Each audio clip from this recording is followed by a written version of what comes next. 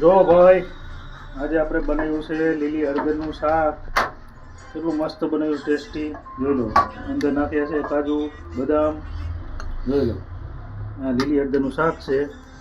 અરે ગરમ ગરમ રોટલી છે ગેસ ઉપર. આ અમારા રમેશભાઈ જોવો સાહેબ, આ રમેશભાઈ જોવો સામું, આ રમેશભાઈ રોટલી બનાવે છે. તો ચાલો, અમારા કીર્તિભાઈ ઊભા છે. ચાલો બધાએ હા ખાવા માટે લીલી હળદરનું શાક ને સાથે ગરમ ગરમ રોટલી. નહીં જો આ ગરમ ગરમ રોટી બને પકે છે અને મોબાઈલ ચાલુ છે. અરે અરે રમેશભાઈનો જો આ બનાવે છે રોટલી. તો ચાલો બધાએ ગરમા ગરમ રોટલી ને ગરમા ગરમ લીલી હળદરની સબ્જી ખાવા માટે. રમેશભાઈ, આ બનાવવા માટે શું શું નાખવું પડે આમાં? પેલા શું કરવું પડે? આમાં હળદર નાખવું પડે. હા, પછી લીલી હળદર, હા, ડુંગળી લીલી, હા, વટાણા, હા, મરચાં, હમ, થોડા ટમેટા, હા, હળદી. હા. અને આ શેમાં બનાવવાનું? આ ઘીમાં કે તેલમાં? ઘી મેં બનાવો તો સારો બને, તેલ બનાવો તેલ મેં બને એવો કાંઈ નહીં. હા હા. અરે આ તો બહુ ટેસ્ટી બહુ મસ્ત બન્યું છે. સારો બન્યો. હા જોઈ લો મિત્રો, એકદમ ટેસ્ટી તેલવાળું જો ચટાકેદાર બન્યું છે.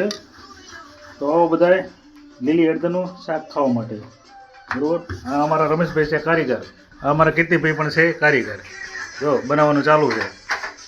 તો આવી જાઓ બધાએ ગરમ ગરમ રોટલી, ગરમ ગરમ લીલી હળદરનું શાક ખાવા માટે. આજે તારીખ છે 6/1/2025. જો સ્પેશિયલ બનાવ્યું છે અમારા 4 માટે રમેશભાઈ. ચોથા જો એ બેટા અમારા હરિભાઈ, એ પણ બનાવવાના, એ પણ જમવા આવવાના છે. એ અમારા કીર્તિભાઈ અને રમેશભાઈ. એ અમારો કિચન હે. હા, કિચન. એ લીલા મરચા હે, એ લીલી હળદરનું શાક હે. તો ચાલો બધાય રોટલી અને લીલી હળદરનું શાક ખાવા માટે. જો આવી રીતે બનાવવાનું. બરોબર, રેસીપી આપી દીધી અમારા રમેશભાઈ. અને આરે બાજરી રોટલો હોય ને તો મજા આવે. હા, બાજરીનો રોટલો હોય તો બહુ સારું રહે. ચાલો તો હવે વિડીયોને આપી વિરામ.